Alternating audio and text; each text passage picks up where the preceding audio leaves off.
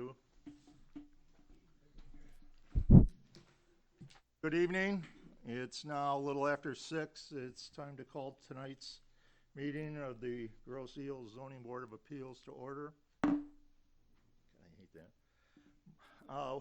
We'll start out by, as we usually do, by saying the Pledge of Allegiance.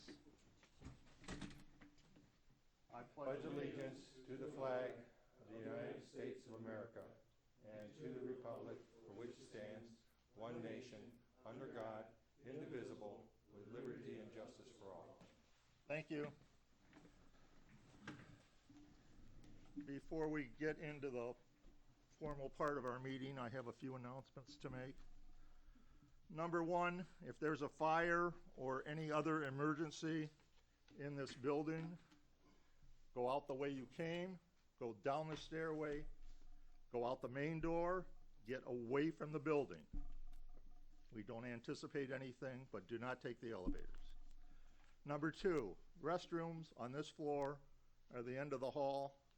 To the left, I think the men are to the left and the women's are straight ahead, but I'm sure you'll find it if you need it. The third thing, and it's probably more important, one of our ZBA colleagues, Lori Tyner-Zalewski's mother, died last week. It's very sad when somebody loses a parent, whether it was from a long illness or a sudden death. It's still sad. I'm sure Lori and her family are grieving. On behalf of the board and my colleagues here, I would like to take this opportunity to express my sincere sympathies and condolences to Lori and her family. That being said, I hope everybody's had a chance to look at the meeting minutes, the revised minutes. Are there any additions or corrections to those minutes?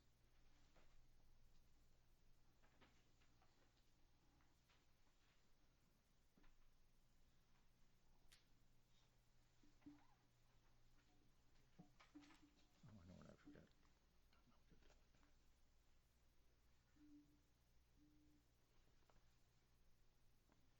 Hearing none, a motion to accept the meeting minutes as submitted would be in order. So moved. Support. All in favor? Aye. Aye. One more brief announcement. The township has requested that if you are COVID vaccinated, you do not have to wear a mask. If you have not been vaccinated, you must wear a mask. If you have not been vaccinated and choose not to wear a mask, we ask that you please leave the building. Thank you.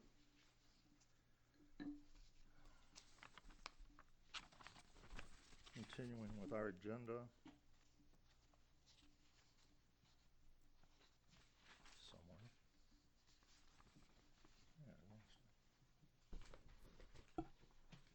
Okay, tonight we're going to hear appeal number 22-01, first one of the year.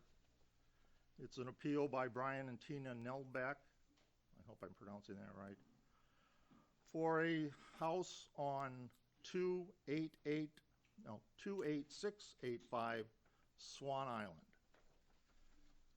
The way we're going to do this is, as we usually do, our consultant, Brian Borden, will start with his synopsis and analysis. Then we will hear from the applicant. Then we will hear from the board members in order. And then we will hear from anyone in the audience who wants to speak. After that, we will bring it back to the board for final decision. I should point out, we have 6 members tonight instead of the usual 7. For this variance to pass, it still requires 4 votes in the affirmative. 3 votes is a tie. The variance will not be granted. Just so we're all clear of this. With that being said, Mr. Borden, the microphone and the floor are yours.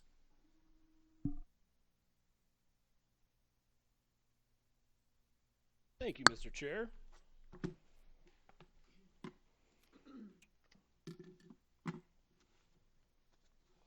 All right, we have one case before you this evening. As noted, the property at 28685 Swan Island Drive. If you look at your screen, it is this parcel right here. Lots of green in the street front, existing residence situated back towards the shoreline. So I've oriented the picture. This is north is to the left in this to give you a better understanding of where we are. We're on the east side of Swan Island. Waterfront lot, obviously. Zoning of the site and surrounding is all R1B, which is a single family zoning district. And the specific request before you tonight is to expand an existing non-conforming residence. The building as it sits and the project do not fully comply with section 18.6A, which provides criteria whereby a non-conforming building can be expanded by right without the need for variance. Since those standards are not met, that's why we're here before the board this evening.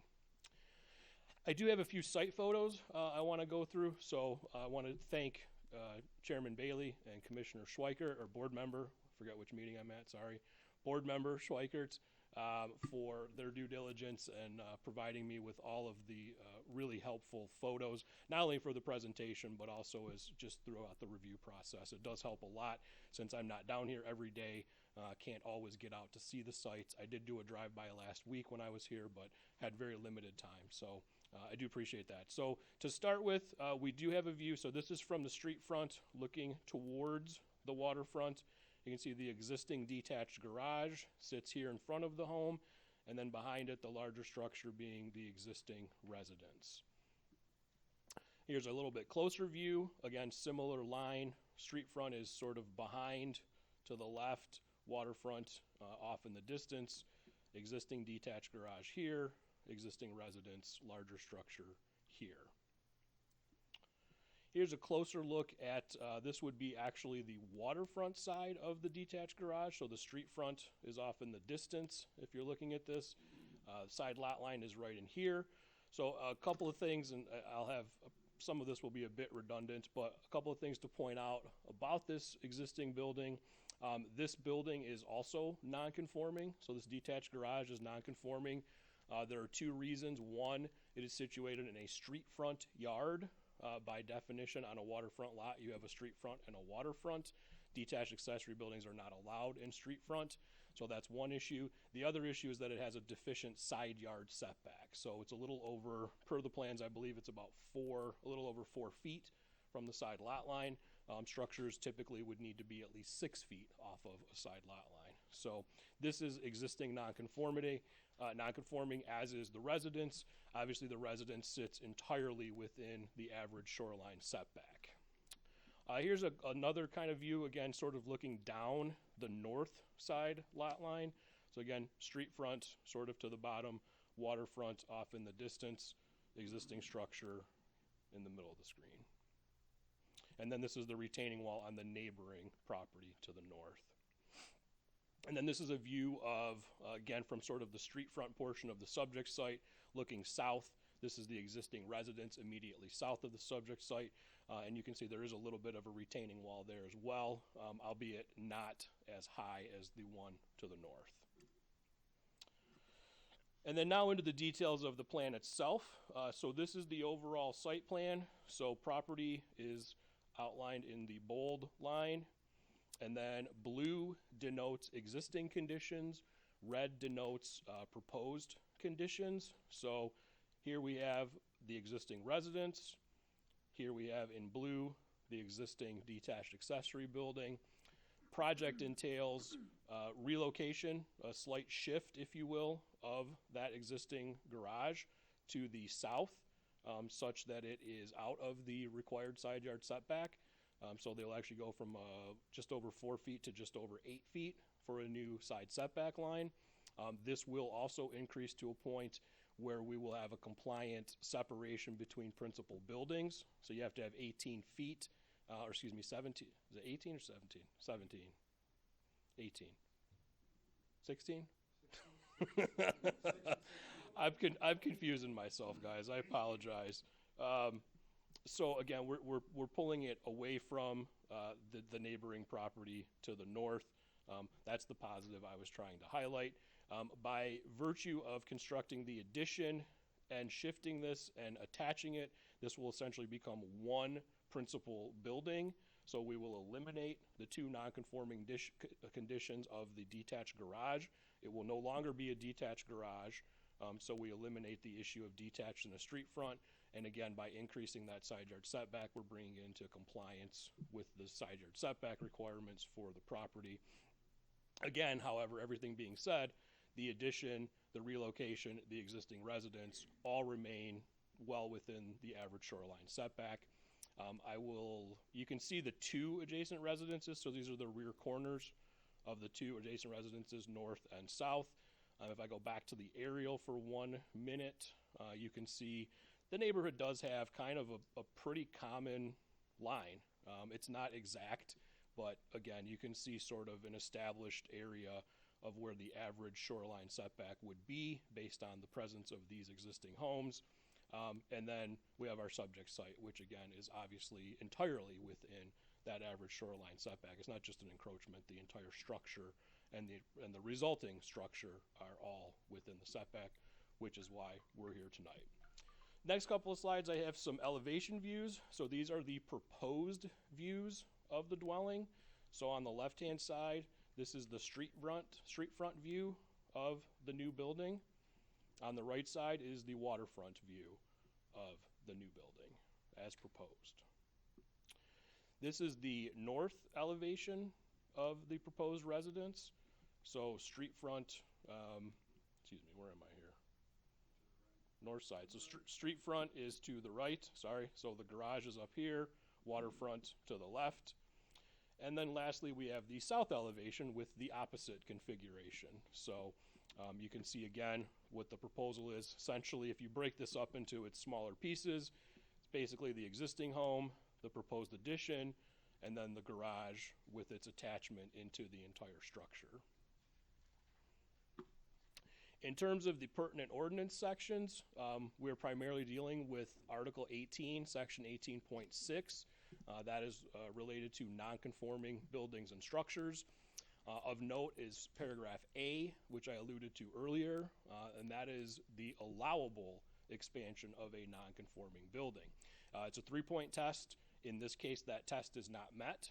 Therefore, because the existing residence and the proposed addition sit entirely within the average shoreline setback, the applicant does need a variance to do this. So, in essence, it is one variance. They did narrow this down to just the single variance. That's to expand a non-conforming residence, does not fully comply standards of Section 18.6A. On the right-hand side of the screen, Section 23.5B, these are the review standards that ZBA is to apply when making its decision related to dimensional variances. So we have the key items that we'll talk more about: practical difficulty, substantial justice, extraordinary circumstance, impacts on surrounding properties, etc. So these in totality, and these are all outlined in my review letter, though I'm not going to touch on all of them in my presentation because some of them are a bit redundant. Just a quick overview, I guess, of my review letter and of the project. The one thing I did not point out on the plan is that part of the project does include elevating the existing structure out of the floodplain. So right now, the low level of this building does sit in the floodplain. They're proposing to lift that. It's noted as approximately 2 feet. I didn't include the drawing, I should have, but the last drawing in your package does show kind of a side view, the intent, and I'm going to let the applicant and their builder speak more directly to this. They can speak far more eloquently to the structural aspects than I, but essentially the building will be lifted and some amount of fill and or foundation will be in its place, with then the building sort of reattached. That's the proposal anyway, is to get it out of the floodplain. It is important to note that elevating it out of the floodplain does not constitute an expansion of the non-conforming building. Therefore, that portion of the project does not require a variance. It's the rest of the project. It's the addition, it's the expansion that necessitates ZBA review. So if ZBA were to not grant the variance, they could still go through the process to elevate the building out of the floodplain. There's still a number of items that have to be done to accommodate that, so I do think it's important to note that as well.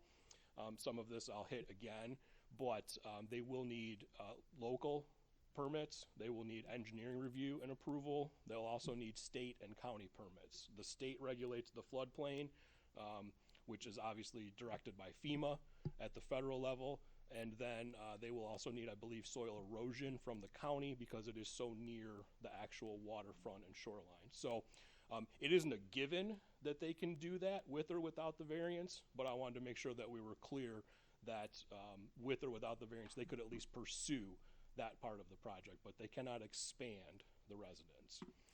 To that end, they cannot expand the residence without a variance. So 18.6 prohibits expansion unless ZBA grants a variance.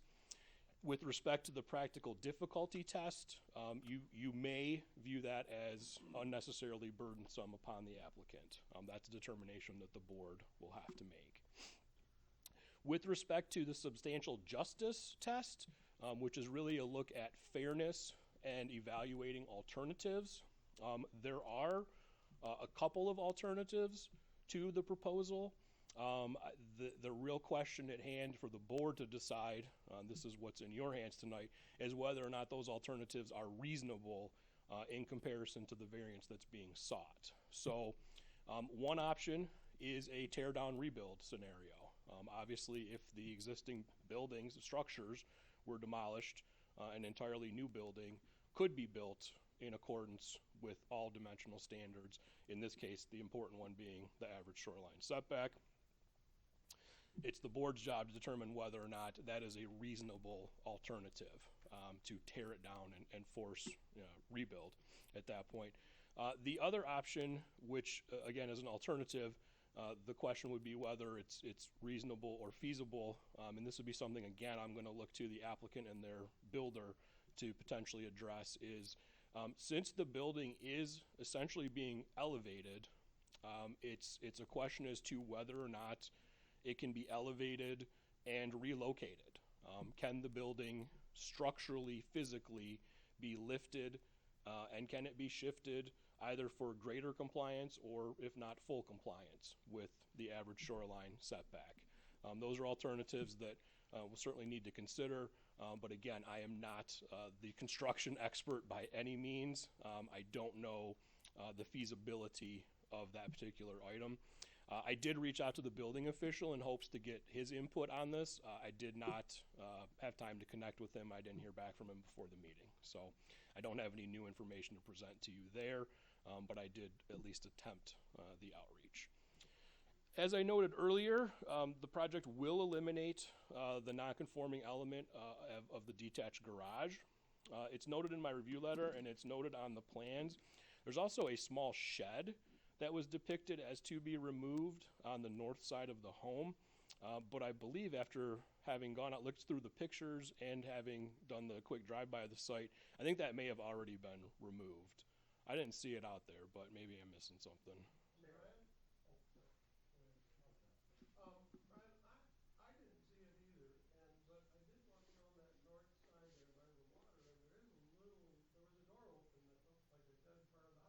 Okay. One of my pictures shows that. Okay. It's attached to the structure.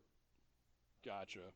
Yeah, I did not get out of the car to take that detailed of a look, so I do appreciate that. So if it is still there, I did want to point out that is proposed to be removed as part of this project as well, because that essentially, I think it slightly encroaches into the side yard as well. So that would be removed from the residence as part of the overall proposal.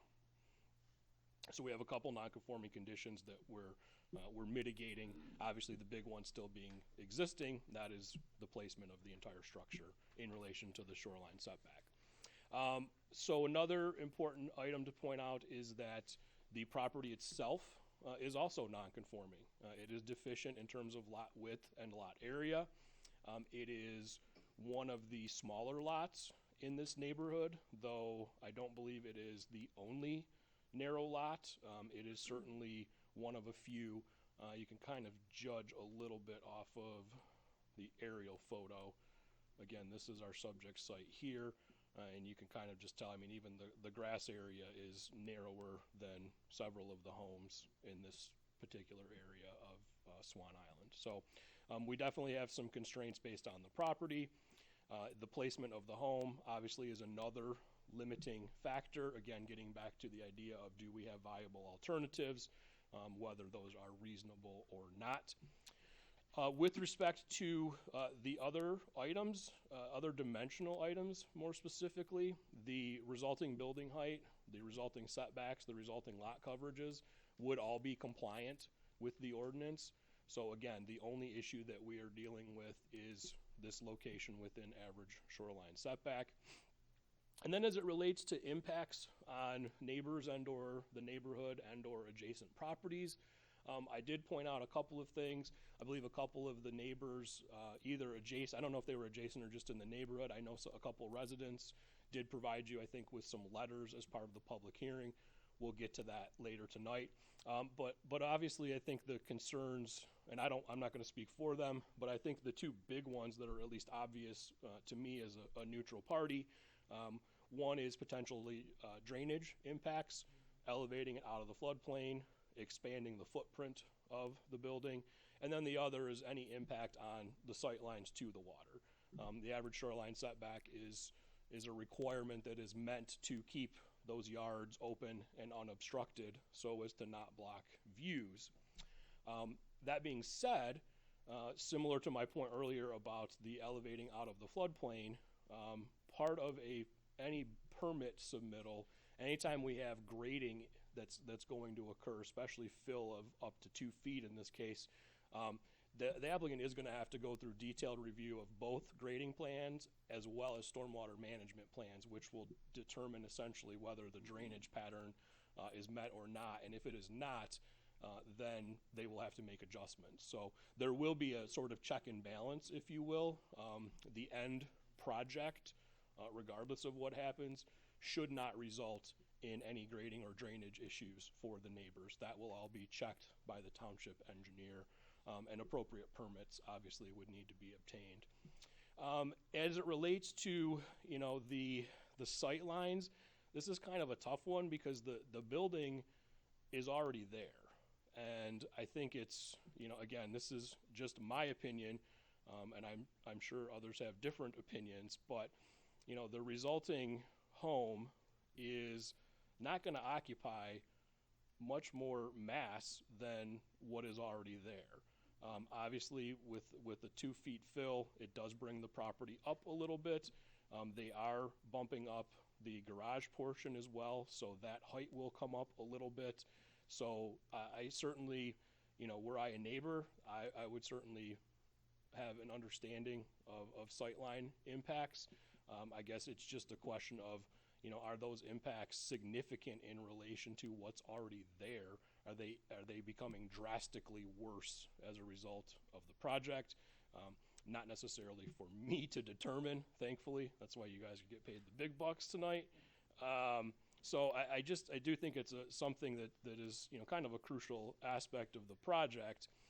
And to that end, I mentioned with the photographs earlier, the retaining walls on either side. So I do think it's important to note the property to the north, the grades on the plans at least, the property to the north is roughly 3 feet higher in elevation grade than is the subject site.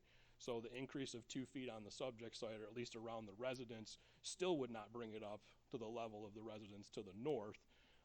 It would bring it about, it appears as though it would be close to even with the grade of the residence to the south. That appears, again, the grades on the plans, it's about 2 feet difference, raise it 2 feet around the home, and we're in the same ballpark.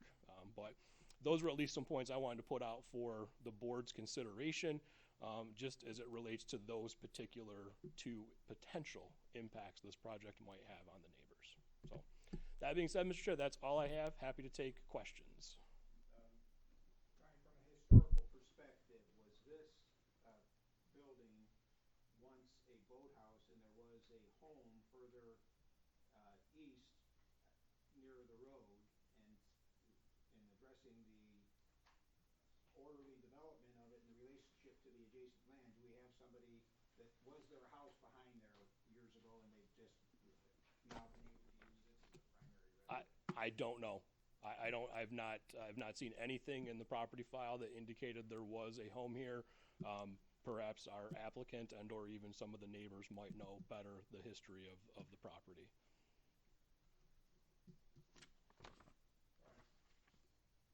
Just to clarify, we have this condition of a detached structure on waterfront property. Yep. Many places throughout Bercy. We have accepted the fact that by joining the detached structure to the existing, usually a home, Mhm. that it is now no longer detached. If I could get a little clarification for the audience, myself, and for future reference, what constitutes attachment? In this case, this looks like a full-blown room. Correct. We have a floor, we have finished walls, we have a ceiling, we have a roof. If we built a breezeway, we built a pergola on top, or without a pergola, or just a raised area. Right. What is your feeling and or guidance in that case? So the ordinance is not explicit with respect to that particular aspect. I can tell you that historically, we have typically required a physical connection of whether we call it habitable space or enclosed space, such that there's kind of a room-to-room connection. For instance, if you were to take a detached building and a principal building and construct a fence between them, we would not consider that attached. I would go so far as to say I would not consider even a pergola roof connection to be an attachment. I think typically I would look for, breezeways are always debatable, but if it's a fully enclosed breezeway that does provide internal access from building A to building B, we would typically view that as being attached as well. In this particular case, as you've mentioned, I think this is pretty much full-blown attachment. The buildings are connected, there's access to pass freely between the two, there's shared upper floor space, so I think, at least in this particular instance, I don't think we have to debate whether it's physically attached or not. And I would consider this to be attached, thereby eliminating the detached garage from the equation.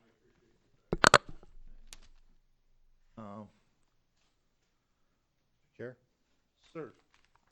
Brian, a couple of questions for you. I want to make sure I'm very clear on the variances that the ZBA is being asked to specifically address. You mentioned the dimensional variance, okay? And if the facility had complied, or the building had complied with the 90% standard, would we still be here?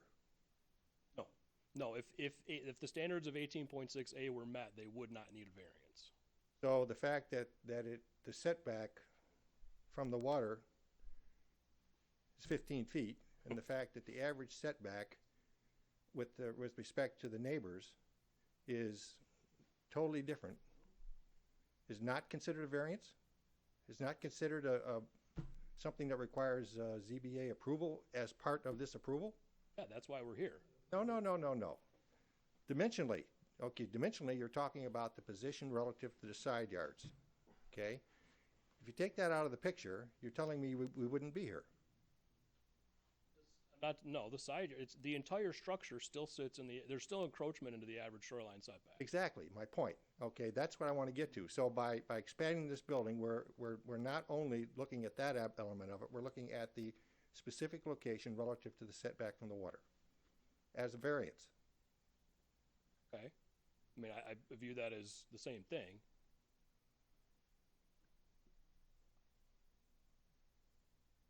Okay, perhaps I'm not being clear. The point I'm trying to make is that we started off dimensionally. When you mentioned dimensions, you were speaking with respect to side yards, okay? You basically glossed over and only included the position of the house on the lot relative to the average setback of the houses adjacent to it. I did that. That was not my intent. I think the whole purpose of my presentation and the whole purpose of my write-up is that the building is within the average shoreline setback. I don't think I glossed over that. So, if there is an approval given for this, it will be both for dimension, side yard, front yard, whatever, and it will be relative to the average. We'll be accepting the average setback from the neighbors. Right. Yes. That's the variance. Now I'm clear. Thank you. Yeah, sorry. Yeah, there's no variance needed for Perhaps side I'm the only yards. one that didn't understand that. that's- I apologize. No, clarification is always good. Anything I can do to help clarify is always, can't hurt. Person. Okay, anything else from the board for Mr. Borden? Hearing none. The applicant and/or their representative, please approach, name, address, function, would be greatly appreciated. Timothy Grossglass, Island Building Custom Home Company, and I'm the proposed builder. Brian Nellenbach, Tina Nellenbach, the homeowners of this very unique property, and we look forward to being part of this community for sure, because we've been here for a long, long time. Okay, how do you want to start or finish? I may, just to clarify a couple things. Brian, that was a beautiful presentation.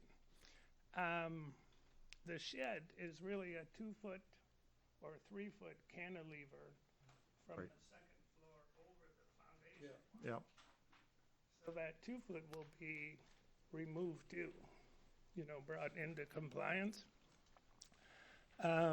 This was a single-family residence. I sold this in 1986. That guy lived there and passed away at 85. So it's been as long as I've been here, just that building, and that was used as a house. And Brian, I'll let you go ahead. Well, again, Tina and I have been longtime residents of Grosse Ile, and we look forward to staying here as part of our retirement home. And we know that this is a unique property, but it intrigued us because of the uniqueness.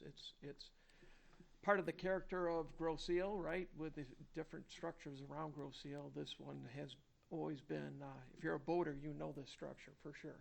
Because everybody used to call it the Margaritaville house, or it was the Bush house, the Bush lady house, because there was a poster of a bikini woman on a Bush beer poster that always stood there for 15 years, right? So everybody knew the house, especially on the water. And so Swann Island's has been close to me for a number of years for a lot of reasons, good friends, best friends.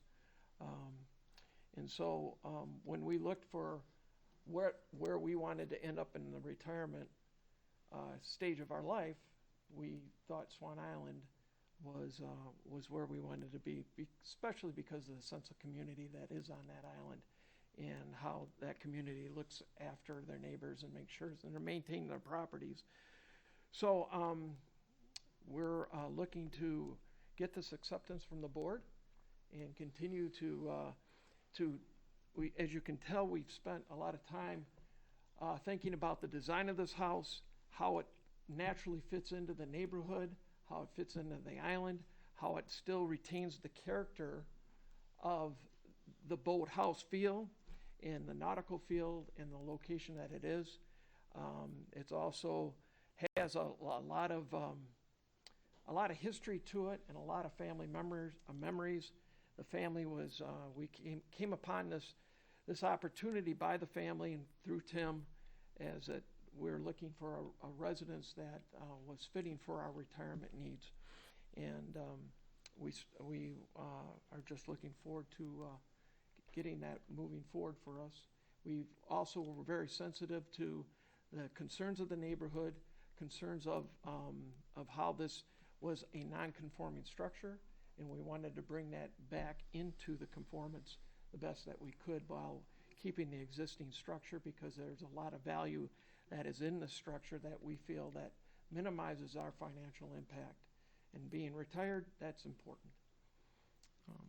If I may add a little, so when they bought this property, the idea was to lift it out of the floodplain. So it's 700 and some square feet. It's kind of tough to plant a house in that square footage. That was their original idea. And then we thought, well, why don't we connect the garage and the house, and at least it'll make a livable house. So that's how they got to this point. They don't have a budget to build a new house. And I would point out our new bridge has a 26-ton weight limit. We can't bring concrete trucks across it. They weigh almost that much empty. So I don't know how we pour foundations. I just don't know what we're going to do.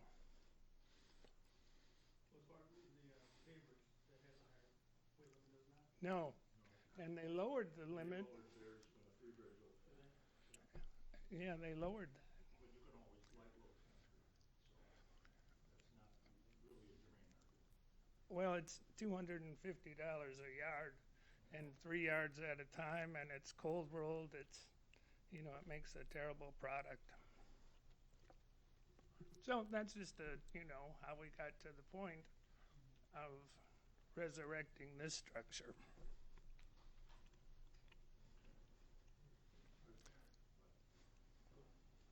Okay, we'll now bring it up to the board. As the chairman, it's my prerogative to start, and I will. With regard to the first page, financial hardship, financial loss are not germane to this discussion. They are not part of the criteria. So let's be very clear about that.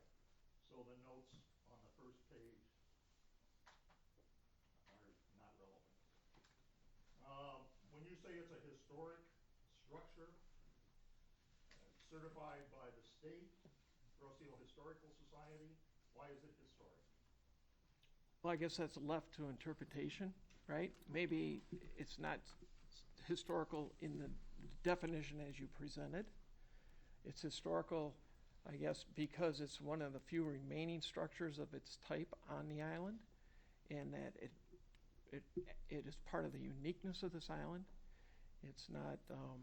So is it fair to say you deem it historical? It's a personal It's an interpretation. personal judgment on your part. All right, that's Well, fine. it was there before all the other structures. It still, just because it's old doesn't make it historic. Moving on. You say on number 1, I guess that's a 1. Anyways, you're taking action to mitigate floodwater concerns. What are they? So what we're going to do is raise the structure out of the floodplain. So right now, if you look at Swann Island, the road, they just put a beautiful pump in, and all the land around the road is high, except this lot. And this is the hole in the dike. So by bringing this lot into compliance, we kind of complete that. And the pump can handle, it can't handle the canal, but it can handle, the rainwater, what have you. So that's how it will improve the neighborhood and this lot.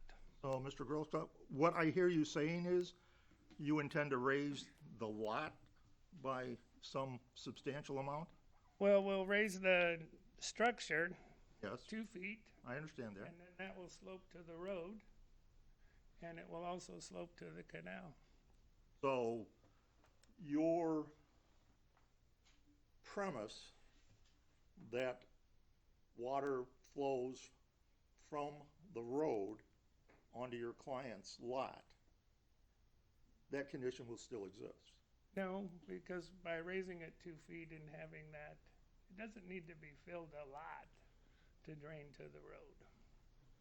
Minimal. Okay, but right now, it appears that most of the drainage goes to what he calls, or you call, the boat ramp? Am I clear in saying that?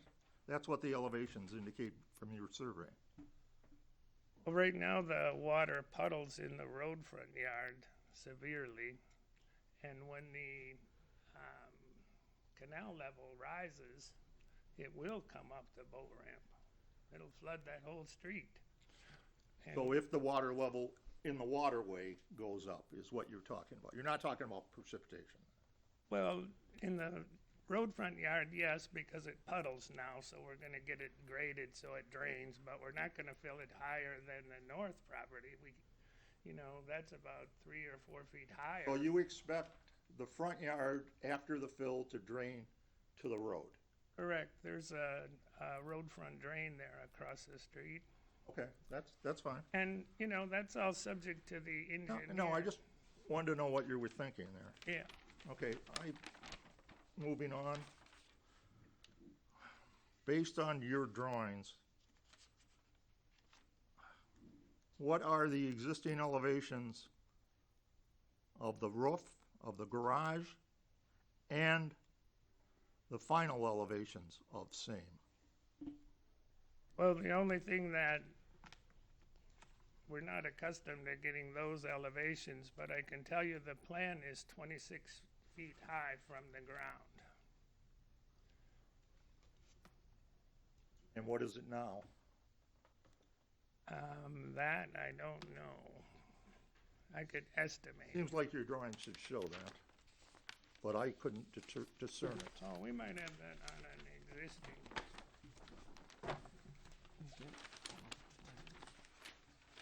Okay, the other question I have, where are your soil borings? Sorry? Soil borings. Well, we would get those as part of the building permit.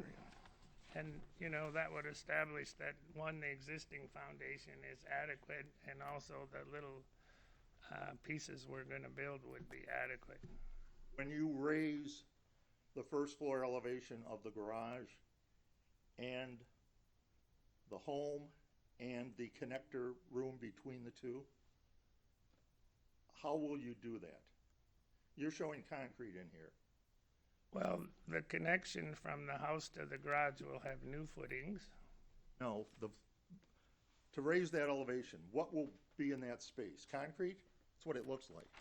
There's, currently it has a block footing that goes up this high. And So we'll take that down to our desired elevation and replace that with a wood stud wall. so there will be no additional concrete placed. Not on the existing footings.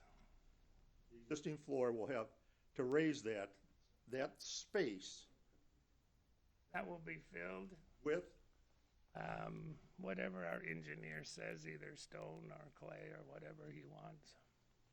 okay, so you realize you're adding substantial weight to piers and footings, and you have no idea what the capacity of those presently are?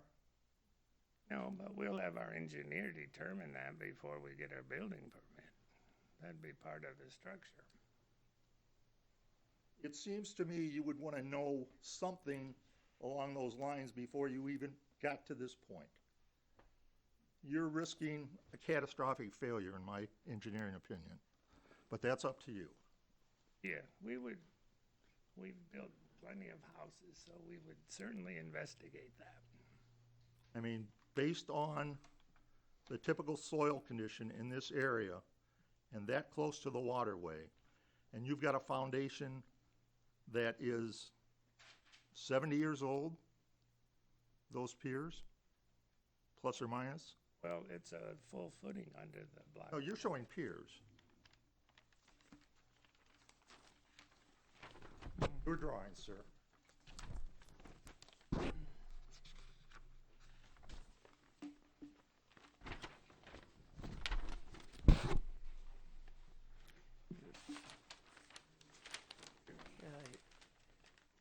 Bob, right here, he's putting, Yeah, the last page. To be field verified, page 7. That's right.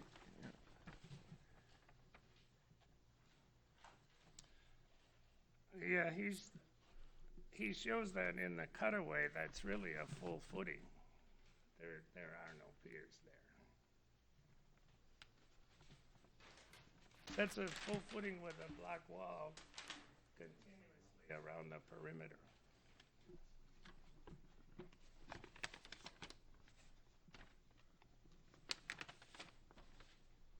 And then on page, so I have this correct. Page 2. South elevation.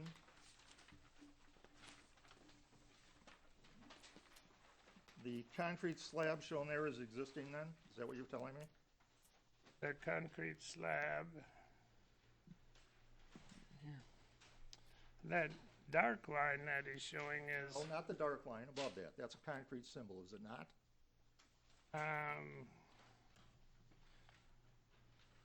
the only thing I see concrete on here is the garage floor by that entry door Here and here.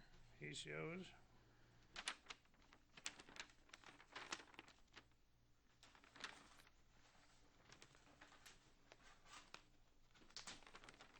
And I don't know what that little piece is, but there's no concrete shown on the right side of that south elevation.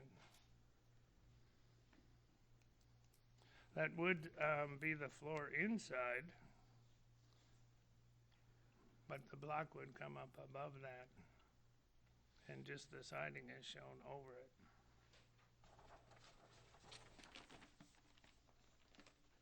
And then on page 6.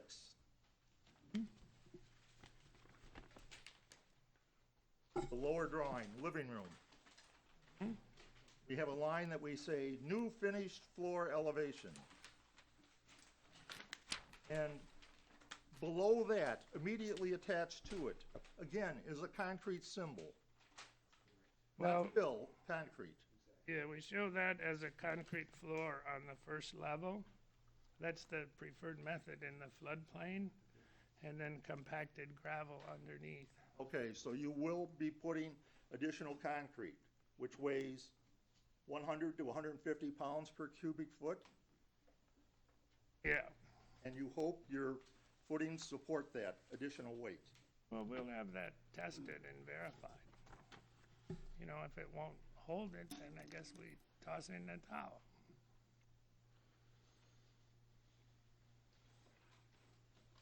Typically, on a project this size, you would have done your geo work ahead of time, but that's just the way I would do business. I'll now, any other members of the board with comments, please? John Swigert, please, I have several.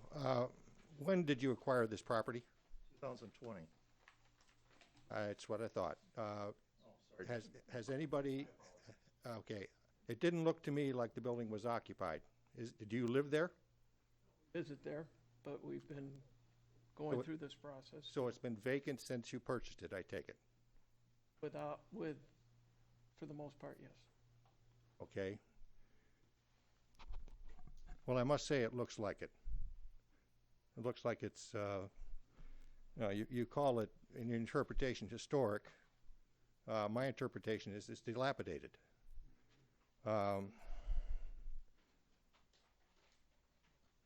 I'm curious as to how functionally you're going to accomplish what the chairperson was just talking about. You have to raise the elevation of the building, and then get fill of some type in there, pour a cement slab in to some thickness. Where is the house when all that's going on? How do you do that? You've got a house standing there. So we have these footings with block, and we take the block down and put in a stud wall that holds up the house, and we fill the floor and we pour it. So, in essence, you're working underneath an elevated house. It's already been picked up. Okay, what is the problem with moving that house? If this house is historic and it's of such great value, and you've got a variance which places this building 15 feet from the canal, you've got it elevated, move it to the other end of the property, put in the right foundation and footings that you need, and then comply 100% with all our ordinances. So I contacted every house mover that I've known over the years, even ones that have moved houses on Grosse Ile, and they're no longer in the business. Insurance has put them out of business. So I don't know how you would move it. Well, how are you elevating it? Pardon me? Is it the same company that elevates it? No, we can elevate it. It's one thing to elevate it, it's a whole nother thing to move it. Well, okay, I want to stick with your, if I could. please, go ahead. Has there been any research done on the fees? You said they are no longer in business because of insurance. Whatever the reason, that doesn't, there are movers out there. Has there been any research on the cost to move the house back as an alternative method or an alternative solution? No, other than my personal knowledge. I've been doing this for 40 years, and that would require all new footings and you just wouldn't do that. Well, you require new footings to raise the house, correct?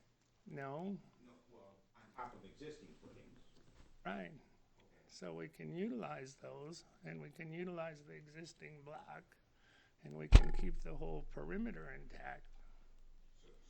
So we technically don't know if that's a feasible alternative, moving the house back. It's not for us because we don't know anyone who moves houses. I understand that you don't know, or you haven't looked into, or what you said about insurance, but there has been nobody that's come in and told you it's 2.5 million to move it back, correct? No, that's correct. Sorry, John. No, that's good points, thank you. Carrying on this thing, right now, the garage front faces to the south. By the time you get done, it's going to face to the west. How are you going to do that? Just move the door. No, you've got to move the whole structure at least 2 feet. Your own drawing says that. Well, yeah, to get it out of the side yard setback, we're gonna move it 2 feet south and then move the door to the west side. We're just taking that 3 feet there. Right. And having new foundation here and 3 feet. So we're just moving a portion of that. We're gonna put a new footing in at the front of the existing garage and no other footing. Go ahead. So at present, there is no footing under the garage, is that what you're saying? There's a full footing under the garage in the existing blue. So there is a footing where the blue line is. Correct. Okay, and when you move it, you'll put new footings where the red lines are, Correct. front and back. Correct. And, you know, from a builder's standpoint, we'd rather not do that, but we're doing it to get it out of the side yard. You know, to remove that non-conformity. Let's describe the process, please, bear with me, on moving the garage, which I've done on more than one occasion. Describe how this will be done, in your opinion. So what we would do is cut the existing garage floor, and we would trench a footing in there, and we'd build that up with block and build a new wall. How do you lift the garage?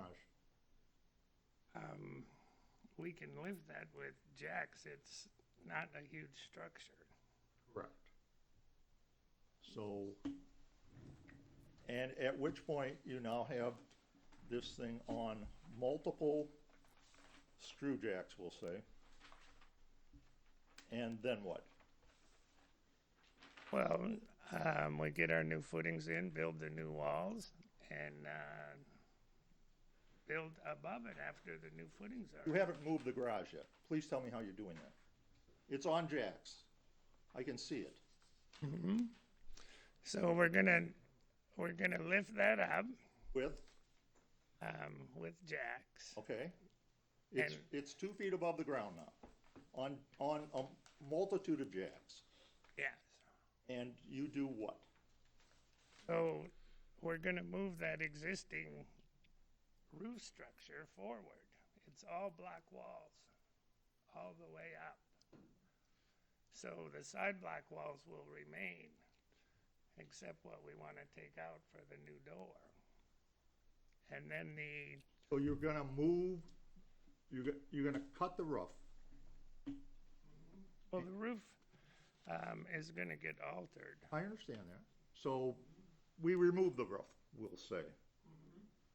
And then we're gonna cut the back wall. So now we have a 3-sided structure.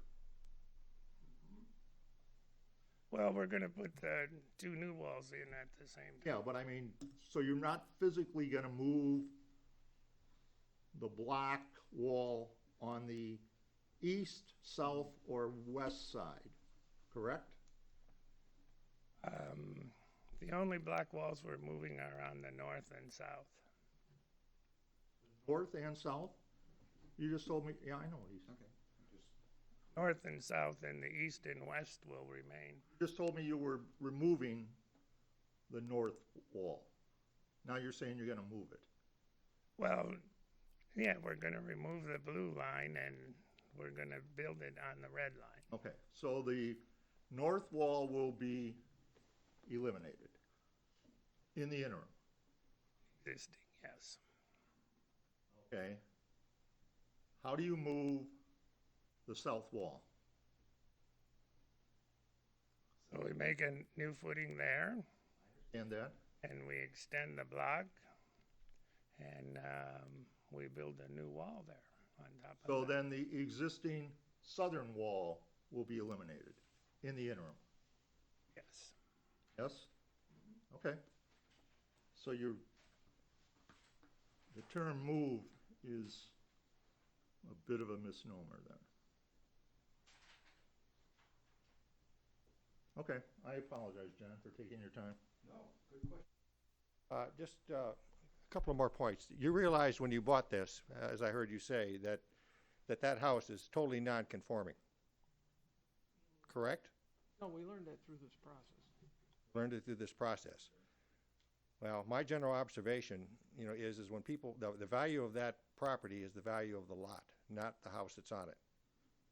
And I think you probably realize that. Most people when they buy older excuse me, I have the floor. Most people when they buy older homes like that, they knock them down and they put up a house which conforms to the neighborhood. Okay, if I lived on that street, and I don't, I would look at that house as as just abnormal, whether it's modernized or not. It doesn't belong there. It belongs up in line with the others. I don't have the interpretation that this is historic, and I certainly, in looking at the justification, don't think that being able to maintain a boat ramp is justification for expanding a building. That has nothing to do with it. So the logic of what I see for your justification, okay, unless I've missed something, please explain it to me. So the building is going to be there and be raised out of the floodplain and look pretty much like it does, or it's going to look nice. That's the logic. If you're a denied, are you gonna spend the money to raise that building? We're going to do the necessary things to mitigate the water. We don't know what that is yet. Do we have an idea what it is? We need to have civil engineering. We need to understand the grading. So we have to understand that detail of it. But whatever, our intent is to protect the investment that's there and mitigate the water the best that our engineer experts would tell us to do. I think if you had the opportunity to go inside that home, it's a very well-built home. It has, it's not as dilapidated on the inside as the previous owner had let go on the outside.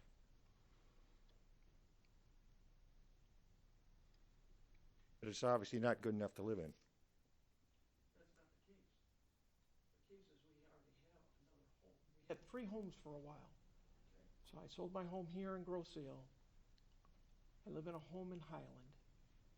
And this is our together retirement home that we want to pursue. Thank you, Mr. Chairman. You're welcome. Mr. Nelson, let's go back and forth. I have a lot of concerns. I'm not sure that we are prepared tonight to approve or disapprove of what we're doing here. I think there are lots of questions that need to be answered. Maybe you could come back with answers to our questions.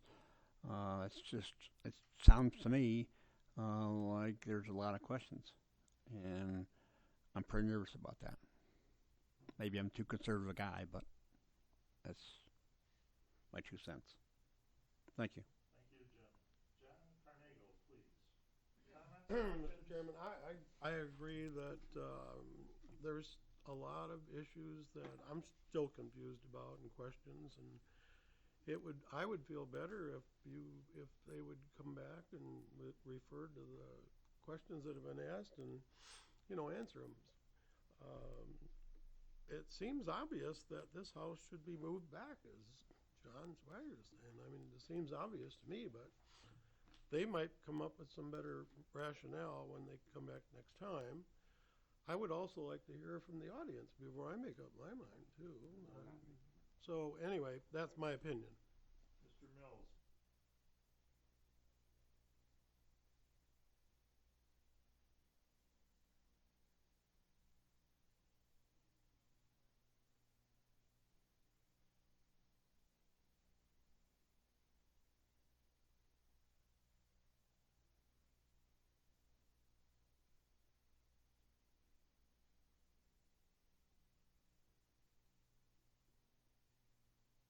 Chuck?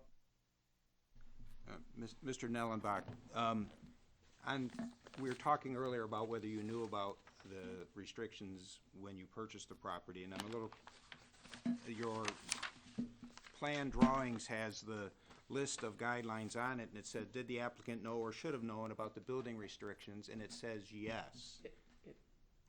Did you or did you not know? That's After the purchase of the home and looking into what we had to do to incorporate a new design on this structure, we learned more about the ordinances at that time. So at the time when we began this process in 2020, we've learned about those restrictions. Okay, That's fair. I just wanted to make sure, because it says or should have known, and it could be you could have known because you could have looked at everything indefinitely before buying it. I get that. Okay.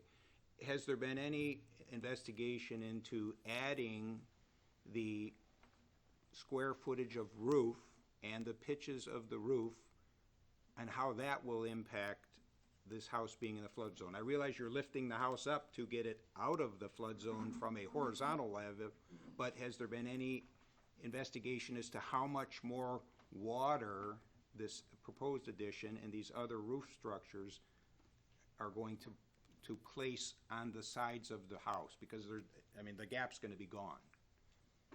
Well, it's a small gap, I'll say that. It's only roughly 300 and some square foot of additional roof frontage. And with proper guttering and things, I would think that water could be directed to the proper low points, drainage or swale that would be created by the new elevation. And it goes, let me ask you this, the house to the north, the property to your north, they have, not from the residence, but from their property, they have a view between your existing house and the existing garage, correct? There is a view, albeit whatever method they want to look.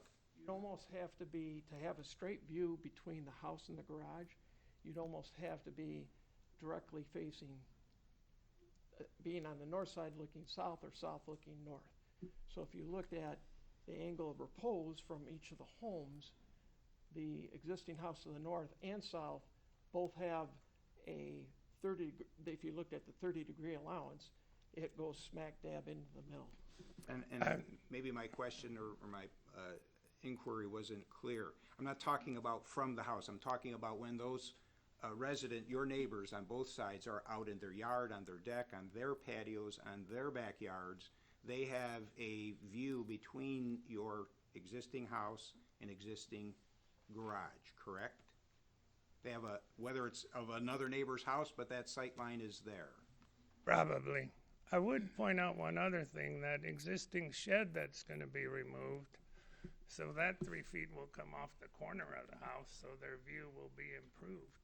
I'm talking just about between the current existing Yeah, structures, not we the don't know. corner. I think isn't there trees along there? Well, there's trees there. This is all Arborvitae? arborvitae There are and some trees, trees, and there's a shed, the neighbor to the north has a shed located in that area. Okay.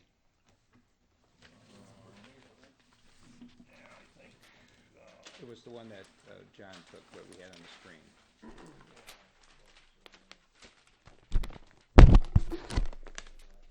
Shed's right there, There's a tree. neighbor's shed.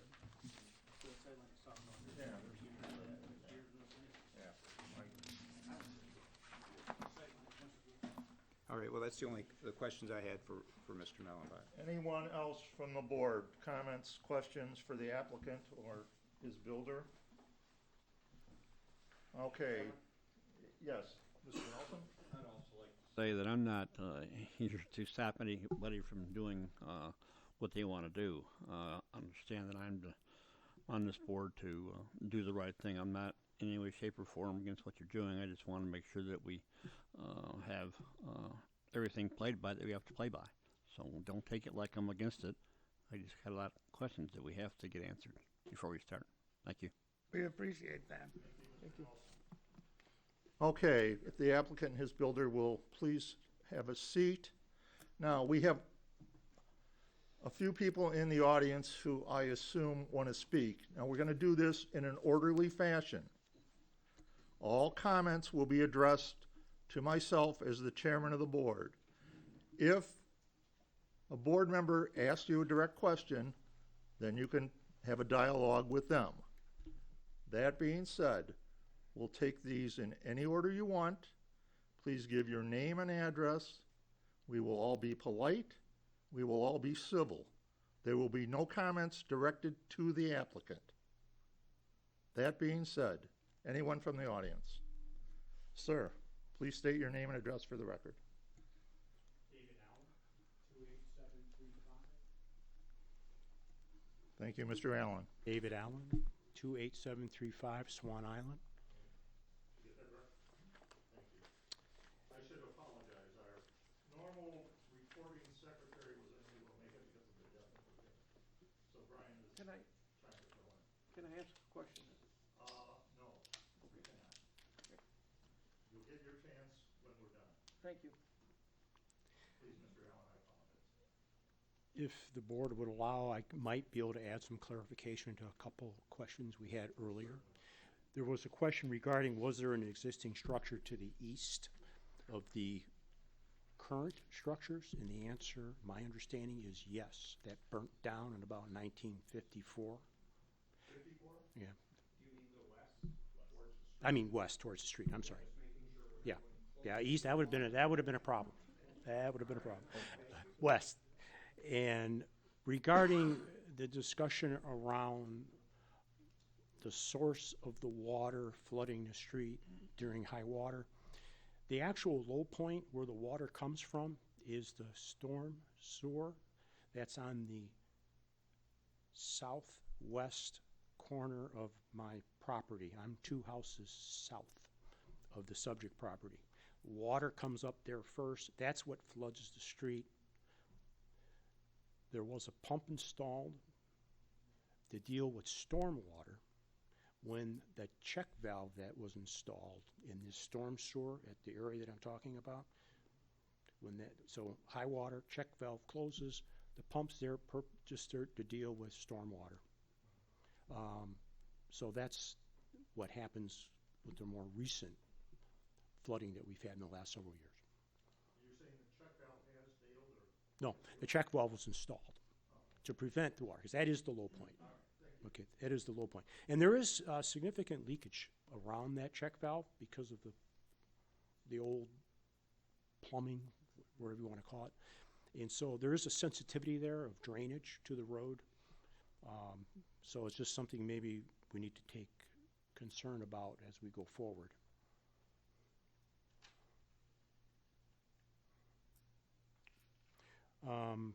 Okay, as I mentioned, that's that part of it. I live 2 houses to the south. And so the existing house and garage are in direct line of sight to the back of our house, the canal side, and our backyard. When you say back, you mean Waterfront side. Okay. I did have a chance to review the application, the house plans, the Board of Appeal guideline responses, and I even read a little bit about Chapter 285. So I probably need a better hobby, huh? With that being said, the not normal setback of the existing house and garage obstructs our view of the canal and the surrounding neighborhood. The house location also impacts our privacy. Expanding the footprint to connect the garage to the house, adding a second floor to the expansion, along with increasing the grade by 2 feet, which we all talked about, will create a wall that will further deteriorate our view. Since the added footprint will be livable space, we're of the opinion it will also further detract from our privacy. We feel the location, combined with increased size and height of the proposed structure, will have a negative impact on our property value. The current house setback in reference to the surrounding houses, in the close proximity to the seawall or the canal, 15 feet. There's nothing consistent with that in the whole neighborhood on either side of the canal. We believe by adding the additional footprint, it'll just exaggerate that issue. Regarding drainage and grading, the construction proposal raises the new expanded house and garage 2 feet, which we discussed, to conform to floodplain regulations. Raising the grade that close to the canal on a narrow lot will create significant drainage challenges impacting the adjacent properties. I request the Zoning Board of Appeals to reject the variance. Thank you for listening.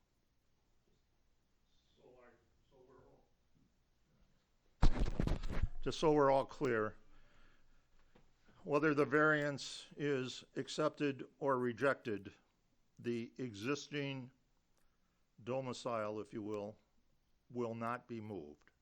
We understand that, correct?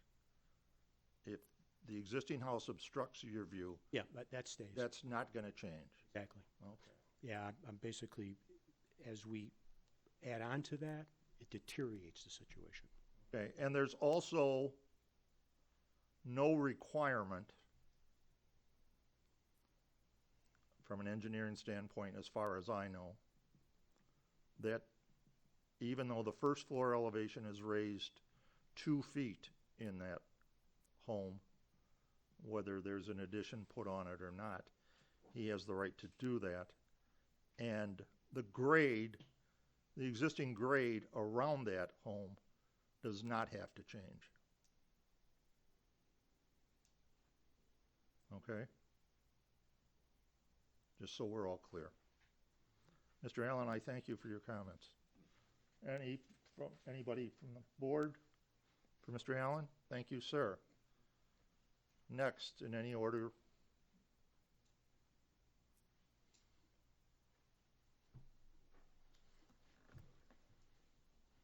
My name is Marcia Bardoni, and I live at 28695 Swann Island, and I am the property south of the subject property. And my primary concern is the grading and drainage, because I am very low. I currently have water issues. And to raise the elevation, the grading by 2 feet, I think would have a significant impact. If I understand correctly, okay, if the variance is approved, then the engineers will put together a plan regarding draining and the drainage situation. Is that correct? Okay. Yes, he has to get a drainage plan, and in addition, he needs a soil erosion plan. And that all has to be done before he can get a final building permit. Okay. As I understand. the That was town. my question. Okay. So at present, looking at the grades for this survey.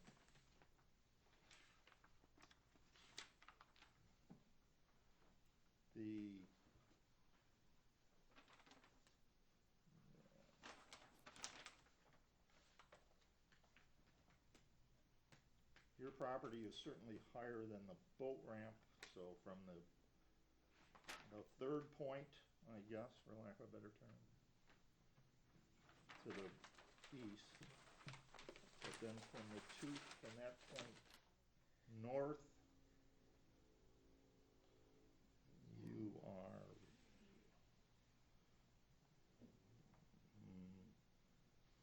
just about even with him. In fact, you're a little bit higher at all points. Okay, right now. Right. So his property, your property as it stands, the drainage from your property goes onto his property, not the other way around. Well, in a high water situation where the water comes up to the street, it also diverts from the ramp into my backyard. Well, that could be, but if the whole area floods, then you would both be underwater. Right. But that would not be a function of his Okay. elevations. Okay? Okay. Anything else? Nope, that's it. Thank you for your Thank comment. you very much. Anyone else in any order, please? Mr. Loftus? The neighbors, like, I hear the neighbors say, they're a little more germane than my comments. I don't have a broader basis. Thank you. Sir? My name is Rick Strong. I live right across the canal, directly across the canal at 28658 Barber Lane. Okay. So when you're looking down the driveway, you're looking directly at my house. So I'm trying to tell too many stories. I've been here right around 6 years now. We're coming up on 6 years. And what I find interesting is about 2 weeks after we moved in, George, the prior owner of the building, of the home in question, he was out on his porch. I was on my property, and he's obviously standing up significantly higher than me, and he started making jokes about how everybody told him he wasn't allowed outside when he was showing the house because the house wasn't selling. The prior owner of my house, George, you got to stay inside. We don't want, and he called himself the Dark Overlord, the Dark Overwatch, sitting up there. And, it didn't really dawn on me, but it kind of strikes true. I stand in my backyard, and there it is. And for the life of me, I never thought that I'd even be here having this conversation. You guys have seen the property, and you just assume. So, shame on me. When I look at it, my concern now is it's going to go from what it's currently at to being raised to 26 feet tall. And then we're talking about expanding the site, which is even going to make it more dramatic. And what amount of privacy, or what little amount of privacy that I have, is only going to be diminished at that point. Taking a structure from a little over 700 feet to over 2,000 feet, on that small of a lot, that's going to be pretty significant. I stand here, I had concerns, and at first when I received the letter, truthfully, I wasn't that concerned, and I'm really glad I came today. And I don't mean this offensively, but it seems like there was a lot more questions posed and a lot of unanswered questions that I thought were fairly easy from you guys. It took me 20 seconds on my phone to find 15 moving companies just in the state of Michigan to move the structure. I mean, it wasn't hard. And something really struck me. Longtime residents of Grozia, I moved here in second grade. I've been here for the majority of my life. And longtime residents of Grozia, especially when it comes to waterfront, not to address the board directly, but you know the values on the property. It's not in the structure, and especially when you walk up to this structure. I don't care how nice it is inside. So, you know, and then the comment, if you're a boater, you know this home. Well, it's not because of the bush light, girl standing there in a bikini, which was great to look at, but it's because you go down the canal and there is this property that's 15 feet from the water. I mean, it's the house that stands out amongst everything else, and truthfully, we know it's only going to get worse. So the other thing that I can say is my property being directly across, I have severe drainage issues. The neighbor had built the house next door to me. I apologize, I'm blanking on your name.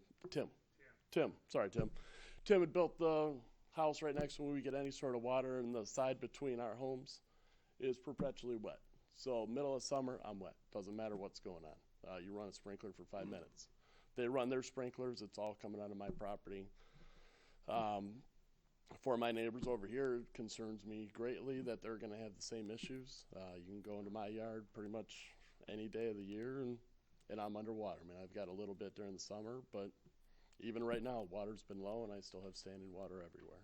So with that, I would say that I do hope that you guys choose to reject the variance. Before you leave, just so we can clarify, the existing domicile, as I'm using the term, is roughly 700 square feet. The addition will add another 300 feet. So we will go from 700 to 1,000. It's going to 1,000 square feet. Not okay. 2,000. Did I say 2? Yeah, you did. Apologize. And the elevation of the roof line, which we do not have an accurate number on, but based on my perusal of the drawings as presented, will be minimal. Okay. As far as raising. The garage will be raised several feet, but what you see directly across the canal, it's not a canal, it's a waterway, is going to be minimal. But I thank you for your comments. Thank you. Next, please. Ma'am?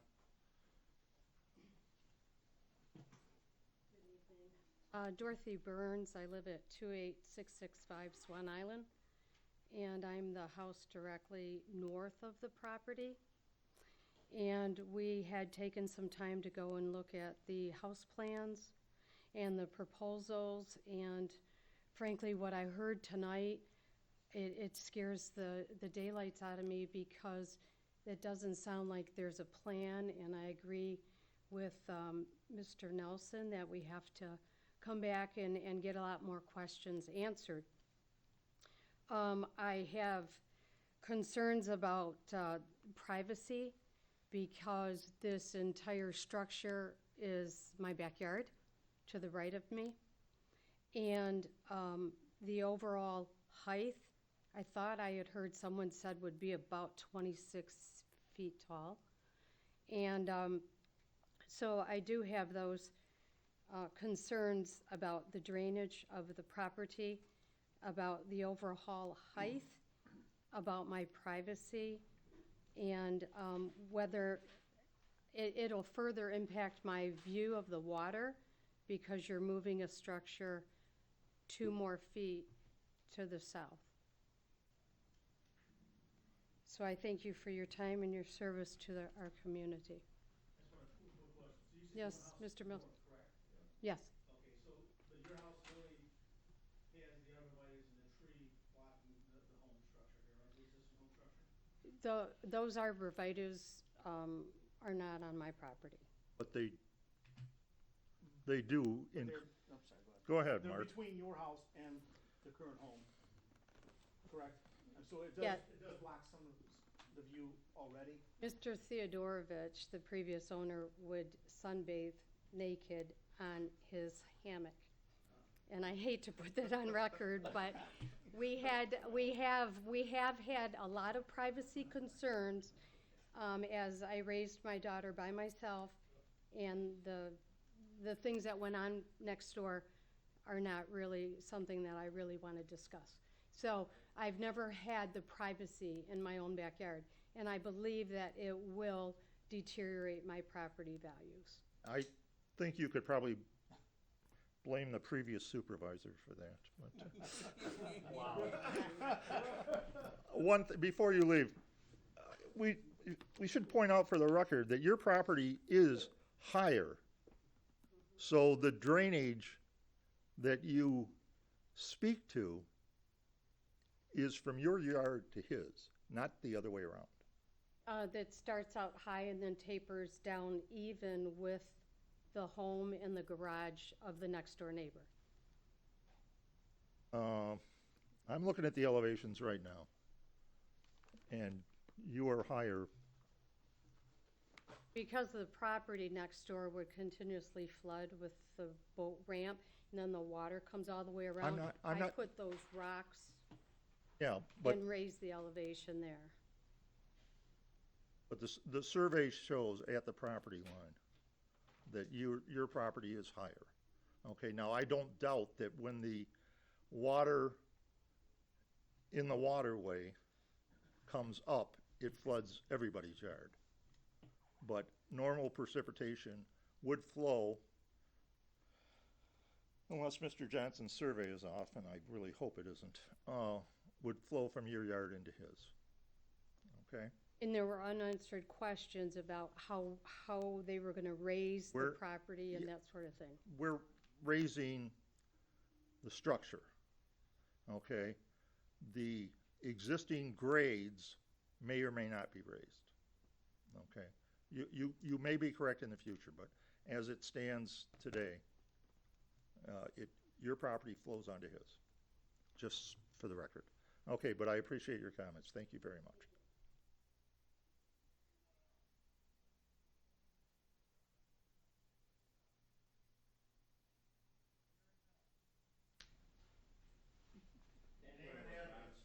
Name and address, yeah. Brian Loftus, private citizen, 10625 Broadhead Road, Grosse Ile. I'll take a little trip down memory lane, and I will say the preponderance of complaints I fielded, either my home phone or in my office, was drainage from one property to another. We have means to address that. We have engineering. We know that we can only make water go downhill without pumps. In this case, anyway, drainage concerns, I'm sure that we will not get a permit, or that will not be signed off. He won't get his deposit back until any drainage concerns are investigated and mitigated. So we have a process to take care of that. I want to ratchet everybody back to the reason we're here, okay?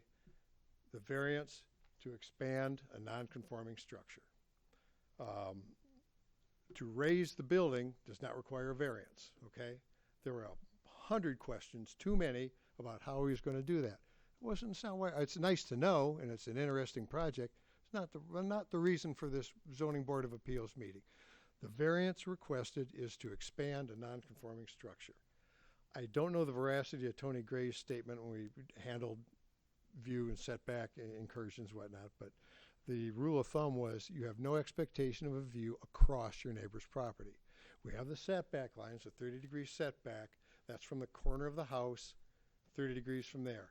Walking out into the yard, you can't expect that if somebody else's landscaping is blocking your view. You just don't, that complaint just doesn't stand. So I want to get, again, I'm not an immediate neighbor. I've known Mr. Nellenbach for quite some time. I've known Mr. Grosskreutz for quite some time. I know Brian will not have a sloppy-looking house. I know Mr. Grosskreutz does not build sloppy-looking houses. I get to look at one all the time. The benefits I see is we're gonna correct one variance. The garage will be moved out of the setback, which, okay, so we've got one setback, one variance out of the way. I'm confident we'll have a far more appealing, at least externally, structure, which should not disappoint the neighbors. Otherwise, he can leave it just exactly the way it is as long as it meets habitability requirements.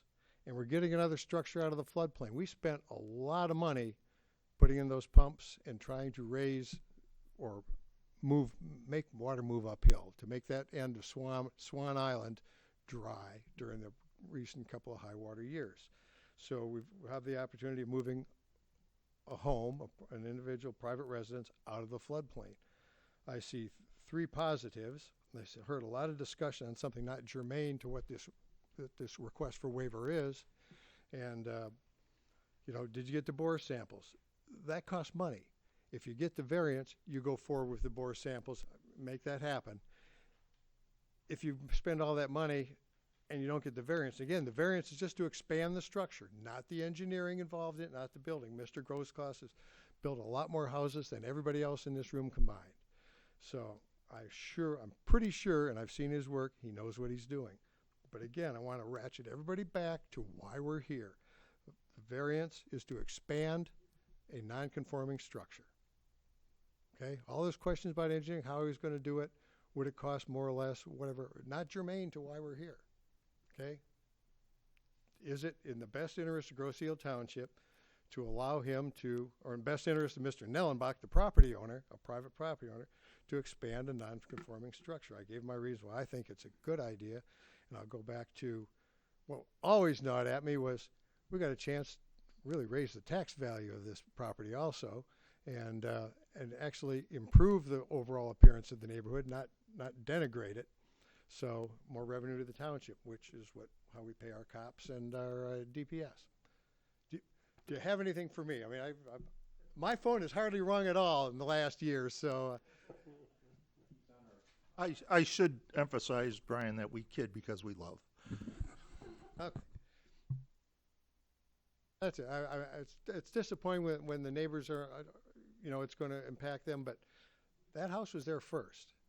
You know, having spent a lot of time at Selfridge, and as they built all around it, you know, it's, oh, these darn noisy airplanes. Same with the airport here. Oh, these darn noisy airplanes. Well, you know, you moved in next to an airport. What'd you expect? You know, a little anecdotal. Now I'm going off on a tangent. But again, we're here. Does his request for a variance meet the criteria Mr. Borden pointed out? Not how he's going to do it. Does it meet the criteria? I don't see a reason to have those questions answered, make them come back again, spend money they may or may not get any return on. Just my thoughts. Brian? Mr. Chair. Go ahead. I just want to thank you, Brian, for coming down and making what I feel are some very, very good points. And I know you're not part of this, and really appreciate it. I have to say I agree with most of it, all of it, probably. No. You agree with more than my wife usually does, so. Hey, I'm an easy target. Mr. Chairman, first, thank you, Brian, for your service to the community. I certainly, and think everybody else appreciates what you did for us. Specifically regarding your comment about the discussion we were having up here about engineering and how to and what ifs and that sort of thing. One of our jobs up here is to be able to assess alternatives. Are there viable alternatives? And you know, when I looked at the blueprints, I could not understand how you get from point A to point B relative to the construction, which meant that the thought about picking up a building and moving it, is it a viable option or isn't it? Okay, so in terms of thinking about how the engineering and construction of it was done, it wasn't just because I'm an engineer. It's because I was trying to get an answer to the fundamental question that we answer is there a viable alternative that has not been considered? So keep that in context, please, with respect to the questions that you got that you heard from the commission. Well, thank you. Back to private citizen. Okay. Thank you, everyone.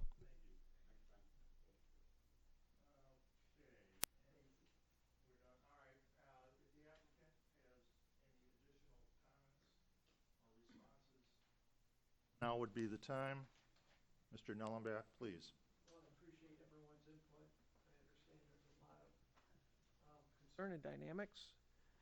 Tina and I want to do the right thing for the community, the right thing for our future, right thing for this property. We believe that we've developed a plan that some of the engineering is still left open to be discussed and to be determined, and those points are well taken. But we will do the right thing.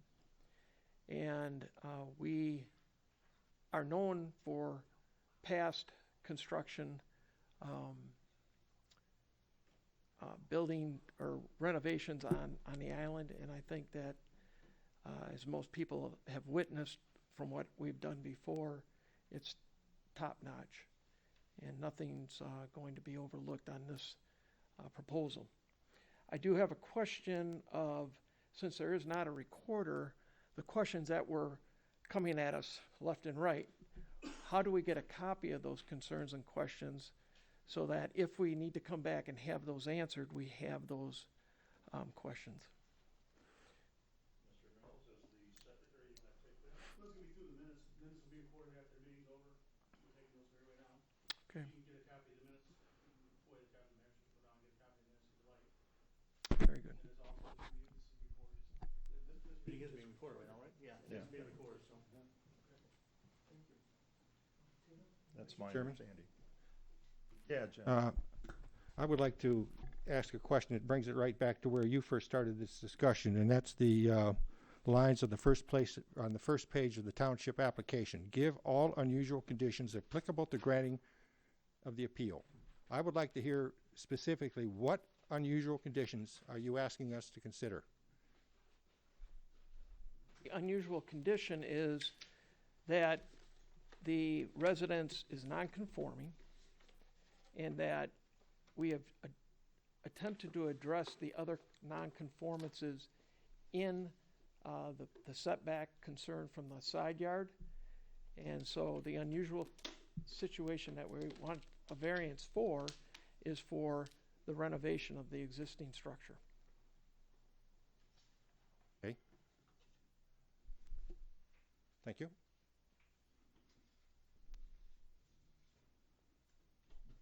Any additional comments from the audience before we bring everything back to the board? Hearing none. Board members, any additional comments or questions?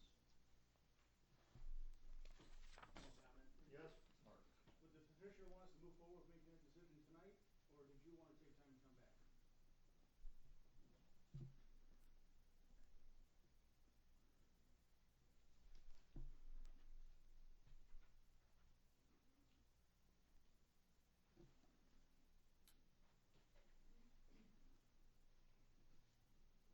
I'd like to request that we move forward with the decision. Thank you. That's your prerogative, Mr. Mellenbach. Thank you. Any further questions, comments from the board? John, Chuck, Jim, Mark, myself, none. Hearing none. A motion would be in order. Mr. Chairman, I'll make a motion. Sir, I move that this application be denied and that the elimination of a minor side yard setback and the elimination of a detached garage, accessory garage, does not offset the extreme variance of the position of the property relative to the neighbors. And as such, there's no justification to consider an appeal. thank you. Is there support? So you're asking for support to deny it? That's his motion, correct, Mr. Mills? John, could I ask you to address the factors in your motion to deny, other than the substantial justice to the neighbors? Is that the only factor that you're basing the motion on? I could not, well, I guess we could run through them, but no. That's the only factor which potentially one would consider. Perhaps I didn't, I should have gone through each one individually, but the point fundamentally at the end is if I vote yes on this, what I'm saying is that structure is going to be there for the next 100 years. That variance on that average waterfront setback is going to be part of it. And I think that to me would be just unacceptable. The house, which was a boathouse, simply doesn't belong there.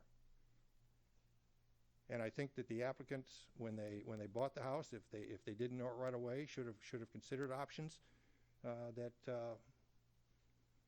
would have taken care of this entire problem, but they didn't. And as was previously stated, you know, we're not concerned about money. We're not concerned about the cost. That's not our job. You know, you don't want to spend so much money on a house. Build a smaller house. So, you know, I just can't come to grips with anything other than that.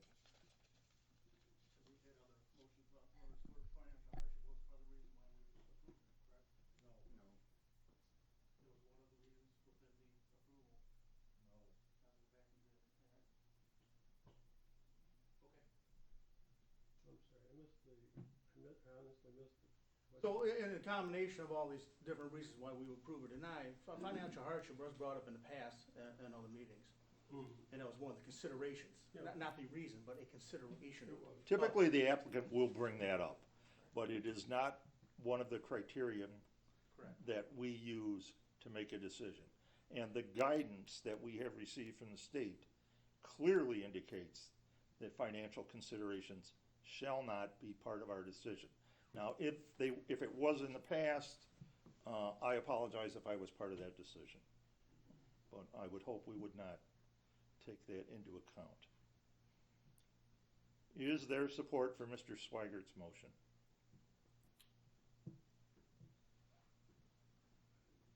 I will support it. I therefore call a vote. All those in favor of denying Appeal 22001, please signify by saying aye. Aye. Aye. Nay. We have 3 ayes and, Well, we haven't been to the nays yet. yeah, oh, that's right. Roll call? Yeah, we'll get to that. Okay. All those opposed, please indicate by saying nay, and we will have a roll call. No. Nays. Nay. Okay.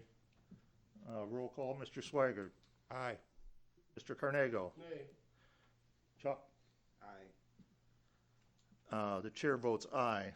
Mr. Mills. Nay. Mr. Nelson. Nay. Okay, the vote is 3-3. The variance is denied.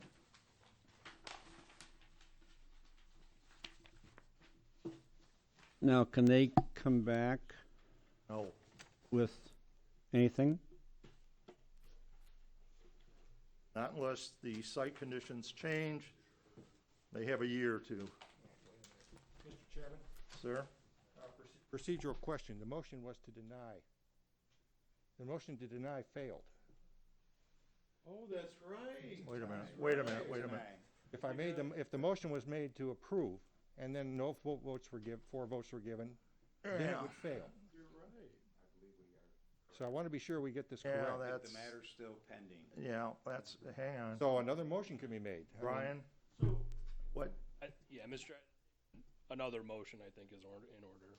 All right, so the ayes or the nays, someone who voted nay shall make, I would appreciate making a motion to approve the 22001 as submitted, please. I'd like to make the motion to approve it.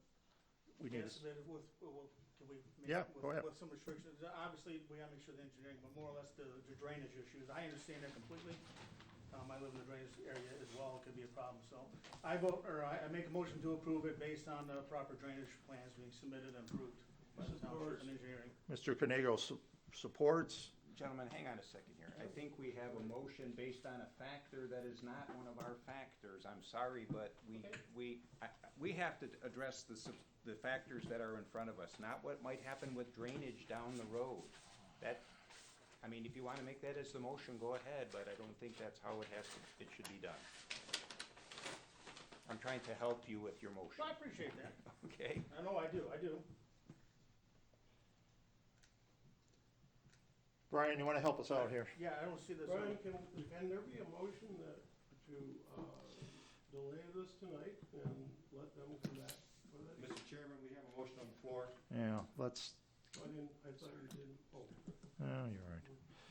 Brian, help us with some verbiage here, please. Yeah, we just need, whether it's to accept or reject, we need to use the standards of 23.5B of the Township Zoning Ordinance. So if you want it to be a general statement of compliance, if you want to address one or more of the factors that are present and or met as the basis for your motion, that's really, I think, what we need ultimately.